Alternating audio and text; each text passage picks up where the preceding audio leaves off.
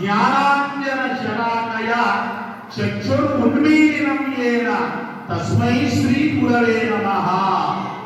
ఎంత బ్రహ్మాండం అండి! ఆయన అంటే ఒక్కొక్క పదంలో ఒక్కొక్క వైశిష్ట్యం ఉంది అన్నమాట. అజ్ఞానం, మనమంతా కూడా అజ్ఞానులం. జ్ఞానాంజన శలాకయ అంటే జ్ఞానం అనేటువంటి ఒక దీపాన్ని వెలిగించేటువంటి వాడు గురువు. శలాకం అంటే రాయి లాంటిది. చొచ్చు అంటే వాడు ప్రాధాన్యమైన గురువు ఒక నెలలో ఉంటాడంటే కుటుంబంలో మొత్తం గురువులు అనే పరిస్థితి అయింది.